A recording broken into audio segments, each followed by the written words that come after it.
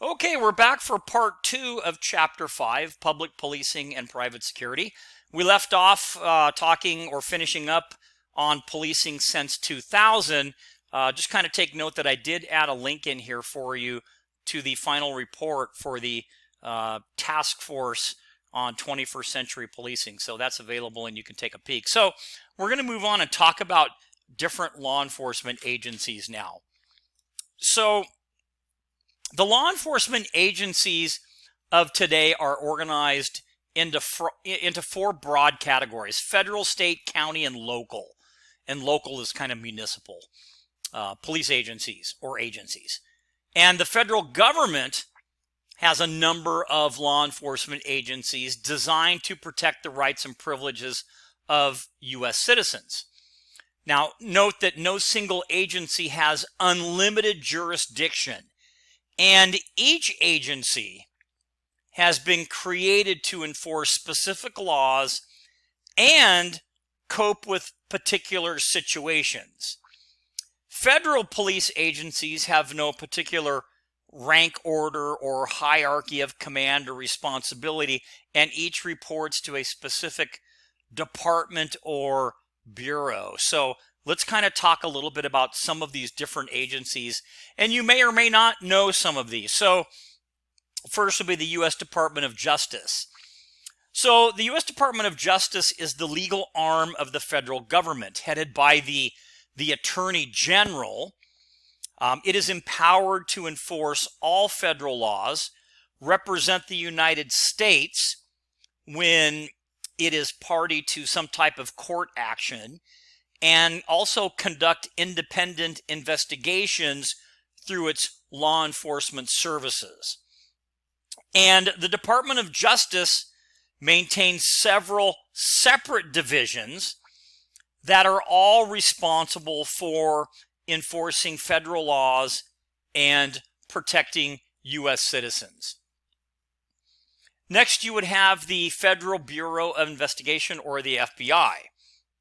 So the arm of the Justice Department that investigates violations of federal law, gathers crime statistics, runs a comprehensive, the most comprehensive crime lab in the United States, and helps train local law enforcement officers, would be the FBI. And they are also first responders to terrorism. Now, the FBI headquarters in Washington, D.C. oversees more than 50 field offices, approximately 400 satellite offices known as resident agencies, 4 specialized field installations, and more than 60 foreign liaison posts.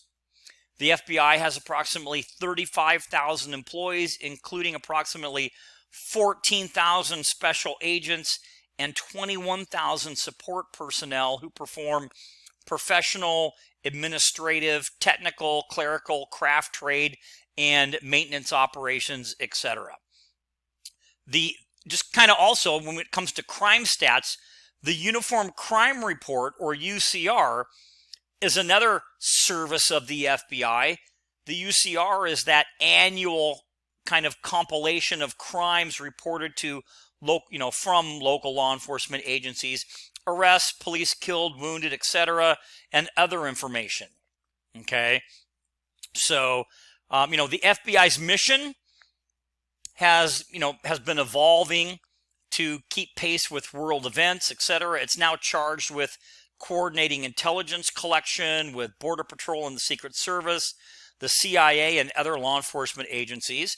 At the center of this initiative, the Counterterrorism Division of the FBI collects, analyzes, and shares critical information and intelligence on, international terrorism that operates both within the United States and in support of territorial investigations.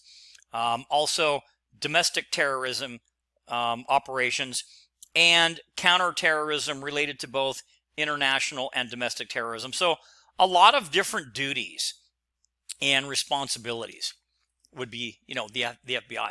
Next would be the Bureau of Alcohol, Tobacco, and Firearms and Explosives. So the ATF helps control sales of untaxed liquor and cigarettes, and through the Gun Control Act of 1968 and the Organized Crime Control Act of 1970, has jurisdiction over the illegal sale, importation, and criminal misuse of firearms and explosives. And just kind of for information purposes, on January 24th, 2003, ATF's law enforcement functions were transferred to the Department of Justice, and ATF then became the Bureau of Alcohol, Tobacco, Firearms, and Explosives. So that would be the ATF. U.S. Marshals serve as the nation's oldest law enforcement agency, and among its duties are several: judicial security, fugitive investigation, witness security, prisoner services, justice, prisoner and alien transportation, and also the asset forfeiture program. So next would be the Department of Homeland Security. So by definition, preventing terrorist attacks within the United States, reducing America's vulnerability to terrorism, and minimizing the damage and aiding recovery from attacks that happen to occur. But following September 11th, 2001, following those attacks, a new cabinet-level agency, which was DHS, or the Department of Homeland Security, received congressional approval and was assigned the mission of preventing terrorist attacks within the United States, again, reducing America's vulnerability to terrorism and minimizing the damage and aiding in recovery, etc. DHS is the third largest cabinet department in the federal government after the Department of Defense and the Department of Veteran Affairs. It has approximately 180,000 employees, okay? And the Department of Homeland Security has a number of independent branches and bureaus. A couple of them are very well known, and we're going to talk about them, just momentarily. One would be the Customs and Border Protection. So, this agency is responsible for protecting our nation's borders in order to prevent terrorism, human and drug smuggling, illegal immigration, and agricultural issues from entering the United States while improving the flow of legitimate trade and travel. Customs and Border Protection employs nearly 60,000 personnel, among them approximately 20,000 Border Patrol agents and CBP air and marine agents who patrol the country's borders and points of entry. And CBP also partners with other countries through its Container Security Initiative and the Customs Trade Partnership Against Terrorism. Okay, and the goal is to help ensure that goods destined for the United States are screened before they are shipped in. So a lot of things going on with Customs and Border Protection. Next, we have Immigration and Customs Enforcement. And as the largest investigative arm of the Department of Homeland Security, ICE is responsible for identifying and shutting down vulnerabilities in the nation's border and for, economic, transportation, and infrastructure security. And there really are three main components of this particular agency. First would be enforcement and removal operations. Second would be Homeland Security investigations. And then the third component is management and administration. You have the U.S. Secret Service. The U.S. Secret Service has two significant missions, if you will. The first is to protect the president and the vice president, their family, heads of state, and other high-level officials. And part of this function involves investigating threats against protected officials and protecting the White House, the vice president's residence, and other buildings within the Washington, D.C. area. And the second mission is to investigate counterfeiting and other financial crimes, including financial institution fraud, identity theft, computer fraud, and computer-based attacks on our nation's financial banking and telecommunications infrastructure. So kind of a lot going on there. Okay, so now kind of coming back down to maybe some more agencies that you might know a little bit better. Not that you didn't know those, but let's talk first about, county law enforcement agencies. So today, some 3,000 sheriff offices operate nationwide, employing more than 350,000 full-time staff, including about 185,000 sworn personnel. And most sheriff departments provide basic law enforcement services like other municipal or local agencies. Typically, they do this in the unincorporated areas, those county areas, unless they contract with a particular city. So the cities can contract services from the sheriff. Some county agencies carry out only court-related duties, and some are involved solely in correctional and judicial matters. Typically, the counties deal with a lot of the local jail facilities, not necessarily prisons, because that's usually through the state. But at the county level, it would be the county jails. Okay, so for like San Bernardino County, it would be the West Valley Detention Center, which is that county's county jail, if you will. And there's just a quick picture of what a sheriff's police car looks like. Then you have like the local police departments, or sometimes, and they're different sizes, so we call them metropolitan law enforcement agencies. So these local agencies range in size from, New York PD with almost 35,000 officers and 10,000 support personnel, to very rural police agencies which may only have a few officers. And these local agencies include municipal, county, tribal, and regional police that derive authority from the local governing body that created it. And the primary purpose is to uphold the laws of the jurisdiction, provide patrol, investigate crimes, etc. And these are the local agencies that probably provide service to wherever it is that you live. Then you have state agencies.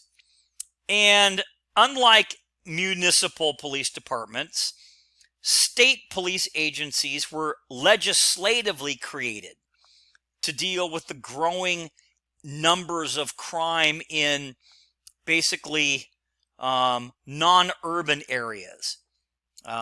A consequence of the increase in population mobility and the advent of personal mass transportation in the form of cars, right? So again, some examples might be CHP, state police, Texas Rangers. They're actually a state police agency, but you'll see California Highway Patrol is a state agency, and they patrol the freeways, etc. We talked about the Texas Rangers briefly, created in 1835, one of the first state police agencies, considered to be the oldest state agency as well. At its formation, they mainly kind of operated in a military type setting, if you will, and patrolled the Mexican border, etc. But that would be the Texas Rangers. And then here is kind of a chart where you can look and see, here's the federal agency, state patrol, state police, county sheriff, and metropolitan police. So again, state police, state patrol, CHP would be, for traffic violations on highways, etc. So hopefully that kind of helps break down the differences between agencies. So what now about private policing? Okay, so typically when we talk about, private policing, it does differ, right? So supplementing local law enforcement, police forces is a kind of growing private security industry. And private security service, or private policing, has become a multi-billion-dollar industry with well in excess of 10,000 businesses or firms and more than 2 million employees. Because law enforcement can't be everywhere and provide, 24/7 security for every business, right? Even some federal police services have been privatized to cut expenses. Private police and security officials outnumber public government police basically, 3-to-1, if you will. And some private security firms, again, have become billion-dollar companies. An example could be G4S Security, one of the world's largest providers of security services. And among some of the clients that they work for or they contract with would be, Fortune 500 companies, NASA, the U.S. Army. They help guard the Trans-Alaska Pipeline System. They maintain security in closed government facilities. So just a lot of things that they do, right? So the question really is, okay, we know what they do, but what are some reasons, though, for private policing? Well, why are they popular? Well, there's kind of three answers to those questions. When you talk about it, a preference for non-governmental provision of important services, particularly crime control. Many people feel the private sector can do a more effective job than traditional government-led policing. Okay. The growth of mass private property, particularly large shopping malls and other properties that attract large numbers of individuals, have, little other police protection. So just the growth of, the mass of private property. And then a belief that government police are not capable of providing the level of service and presence that the public desires. And you might even see this in some cities, in some so-called private communities where they have private security, on staff. And, again, a lot of times this, private policing deals with, big businesses, Fortune 500 companies, and they need some type of, they might have their own security or they might contract out. But these are some reasons for private security. Okay. Well, what about comparing them? So private and public police kind of compared. So, when you talk about, private, it puts profit motive first. It's client driven. Public policing's primary focus is the enforcement of criminal law. Private policing, could replace government. 4 factors that distinguish private police from public police. The focus on loss instead of crime, most notably protection from theft. So private police is going to, loss prevention, right? Instead of the crime issue. Preventative methods, surveillance using technology like CCTV. Private justice, these private companies, instilling consequences which may keep matters involving loss shielded from the public eye. So they have their own private police. And these are some kind of rationales that they really believe would be, that are important. And then, of course, private property. Concern for private property exclusively instead of both public and private. So a lot of times private policing is used because it is private property versus public property. And then some different types of private policing. So you have protective. These are concerned with guarding private property from theft, trespass, damage. Intelligence, is private detection. You basically have private detectives and investigators that collect information for clients. You have the publicly contracted. Private company is paid by the government to perform some police-related functions. And then corporate policing, where, they often employ their own private police forces, protecting key personnel who work for the company. And that could be like executive protection. So what are some criticisms then? Well, that Privatization puts the profit motive ahead of concerns like protection of public safety, so their motive could eventually replace government or, public police. I don't think that's ever going to happen, but there certainly is a demand for private security, if you will. And then legal issues surrounding the Fourth Amendment and use of force. With a private security firm, what are really some of the policies and guidelines as it comes to, use of force, detaining suspected criminals, maybe making a false arrest. What about interviewing and the Miranda rule, right? So all of these things are just kind of criticisms and things to think about. Okay, so now we're going to finish up and talk just a little bit about technology. Okay, so budget realities demand that police leaders make the most effective use of their forces. And technology seems to be one method of increasing productivity at a relatively low cost.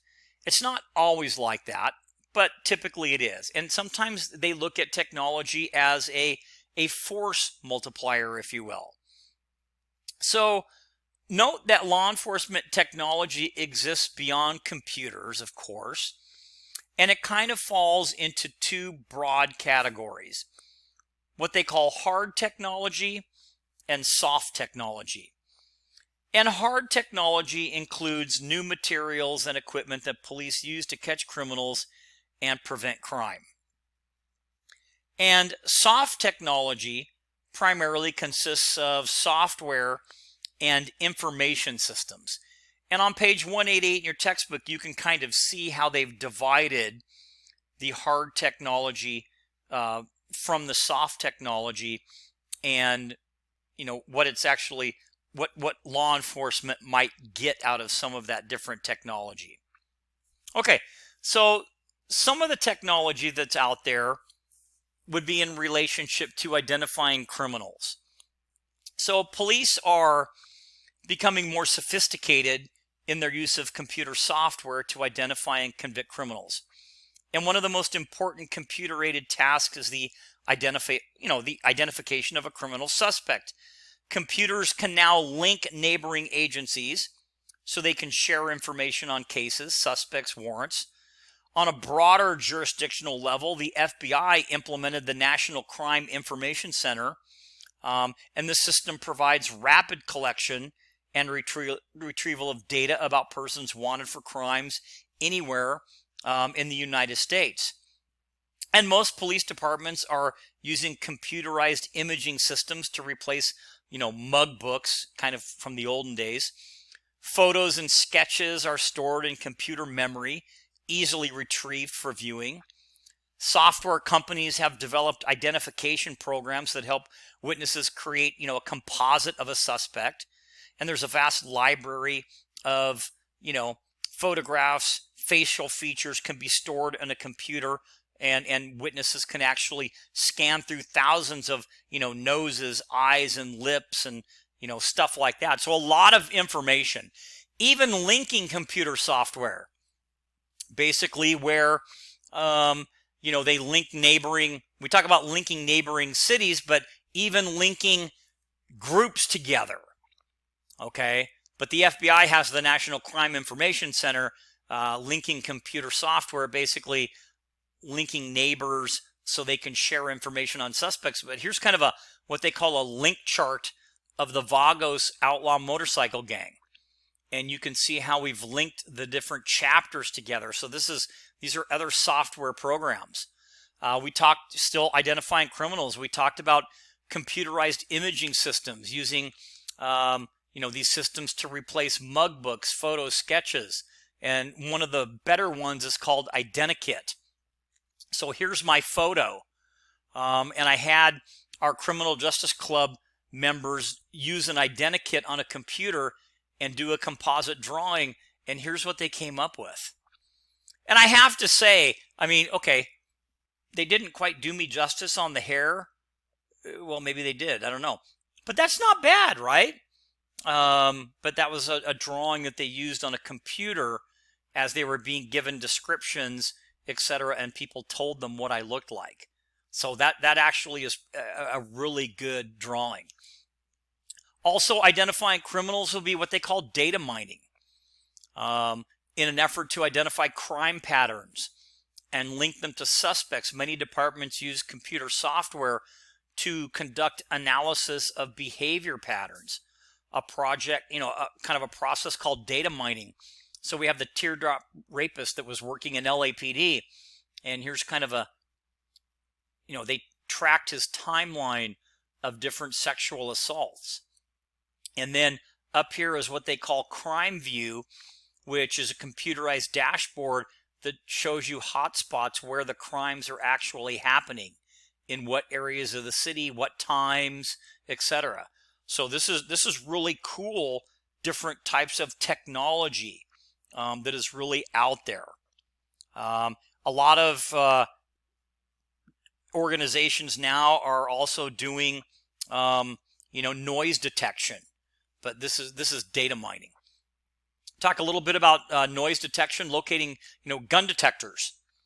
So law enforcement agencies are using technology that basically increases their response to events involving gun violence. One such tool is called the GDT. It's a system that uses kind of a network of acoustic sensors that are around certain areas of the city to detect gunfire, and then do basically kind of a latitude longitude, if you will, and alert law enforcement to where they believe the gunfire is coming from. So it's actually kind of a really cool system, right? Also CCTV, closed circuit TV, designed to increase surveillance by making it easier for police or other agencies to monitor behavior. And CCTV really is intended to deter crime by increasing the risk of detention and then the possibility of getting arrested. But there are a lot of crimes solved by CCTV or cameras or video, both inside a location and outside of a location. And now the technology basically, let's take this store right here. If you have an internal camera system, if you give your local law enforcement agency the the router information, if you will, they can actually hook into and see live using your store cameras. So it's actually really kind of cool.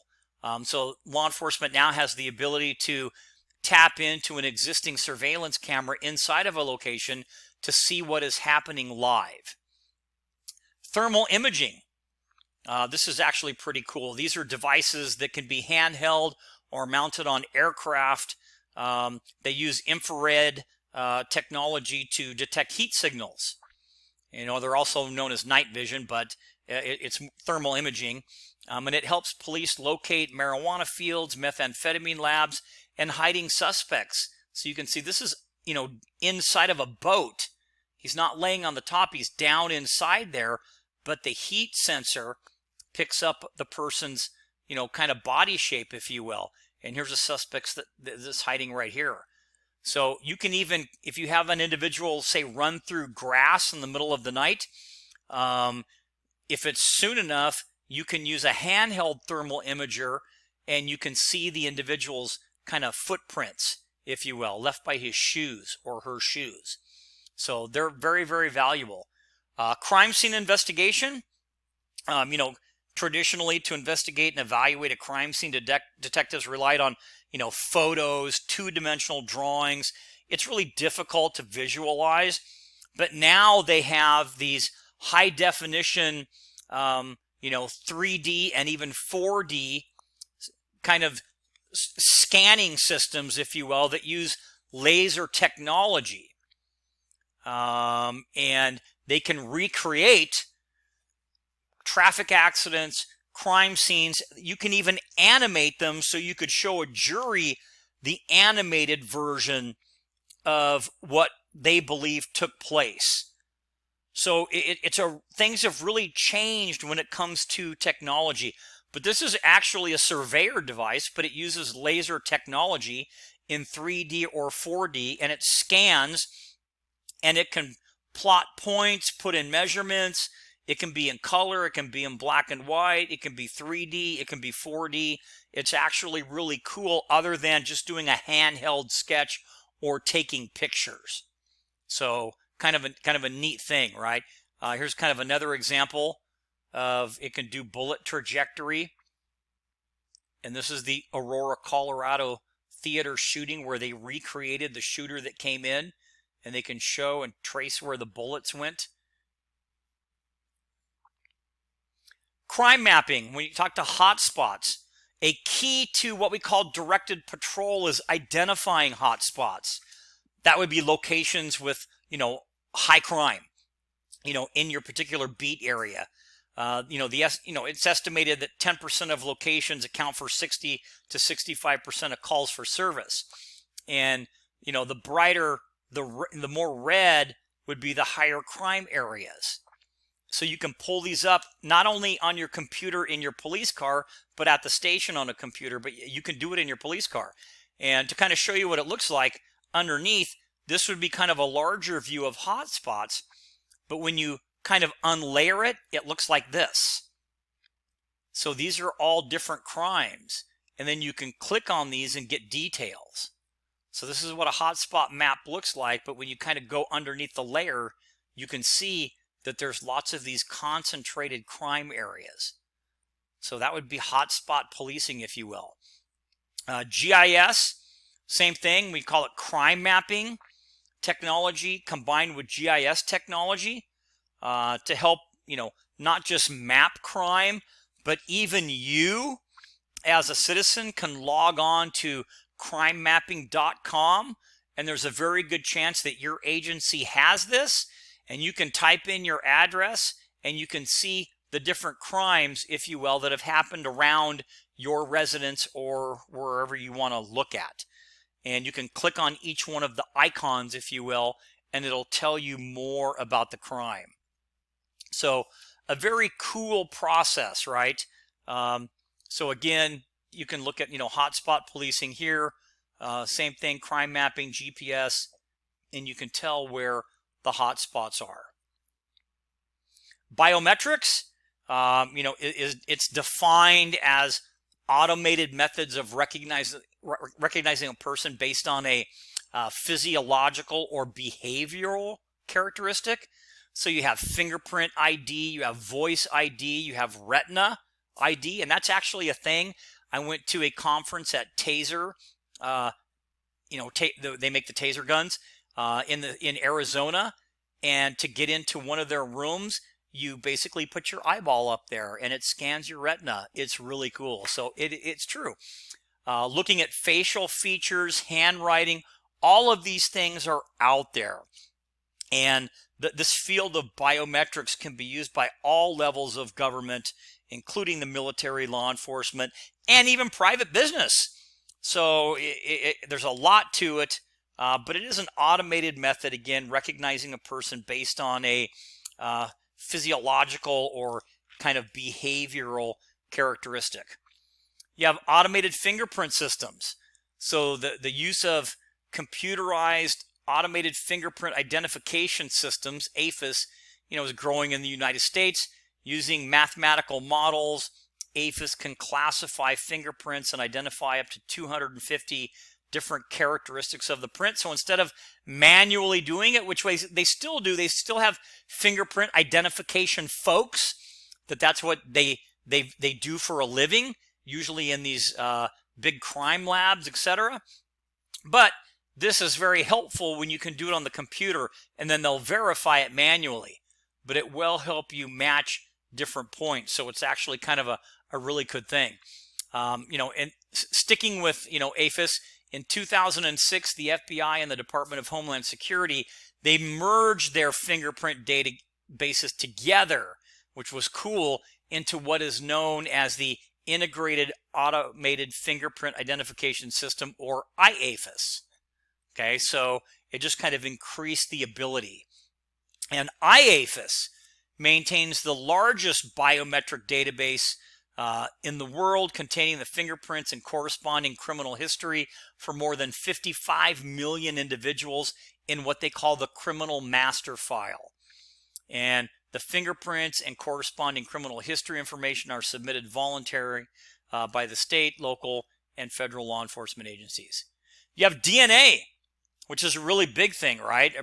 Basically a procedure that's gained national attention, and it did gain national attention back when they did the O.J. Simpson trial.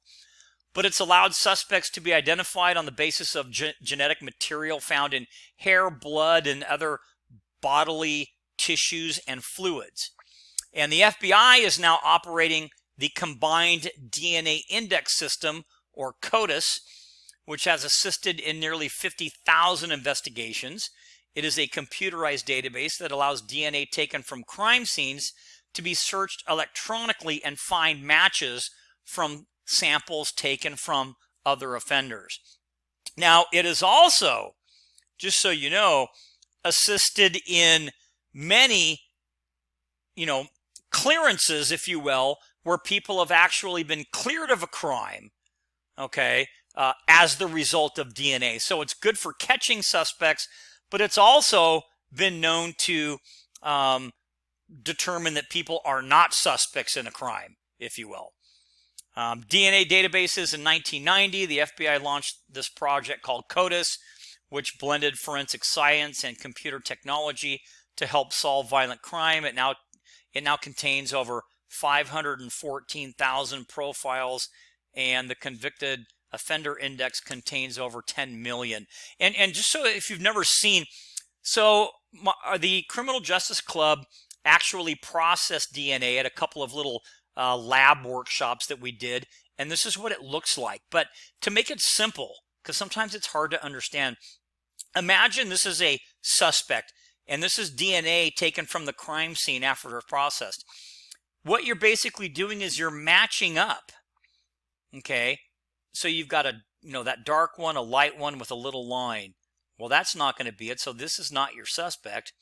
You have a dark one, a light one, a little line, a dark one, the line, a dark. What do you think? So more than likely, this is probably your suspect, okay? And that's how you kind of help, you match DNA.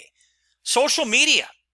As we're kind of winding down, police departments have for several years used the internet, particularly their own websites, to communicate with the public.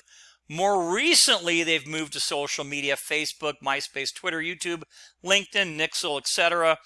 All of these things, and they use it for, getting information out to people, but they also use it for investigative purposes. And interesting, the Police Executive Research Forum, PERF, recently surveyed 500 police departments around the country to see what beyond their own website, what were they using. 82% were using Facebook, 69% Twitter, 48% YouTube, and 34% LinkedIn. So again, it's a great investigative tool, and it's also a good tool to help you share information with the community and be transparent, etc. And then finally, we have what we call predictive policing. And this is somewhat new, but it's basically the application of advanced analytics to criminal justice data for the purpose of predicting where crime might occur. So kind of an interesting thing, right? So it uses basically sophisticated computer technology, and so it's starting with the hot spots that we talked about, noting where all these crimes are, using an algorithm, and then through that figuring out where criminals might hit next in that particular area. Now, it's been popular for years, but only recently has it kind of caught on to law enforcement. In policing, predictive analytics is used to predict when and where specific crimes will occur. And this practice is formally known by name is called predictive policing. And basically, a study by the Rand Corporation identified 4 methods of predictive policing. So the first would be methods for forecasting, methods for identifying at-risk individuals, methods for predicting identities or profiling, and then methods for predicting victims. So, again, different ways to forecast or predict, etc. Is it possible really to predict crime, or is this just kind of like some science fiction thing? Well, few studies are available, but one published by the Journal of the American Statistical Association compared performance of a predictive policing algorithm with that of professional crime analysts. And researchers in Los Angeles gave crime analysts a map of the police district and asked them to identify one precise location where crime would be most likely to occur over the next 12 hours. And then the computer algorithm was set up to answer the same question. Well, get this. The algorithm correctly predicted the location of the next crime, 4.7% of the crime, compared to just 2.1% of the crime analyst. So, you have to know that the algorithm was still wrong, but so was the crime analyst. So just interesting. These are things that are kind of coming out.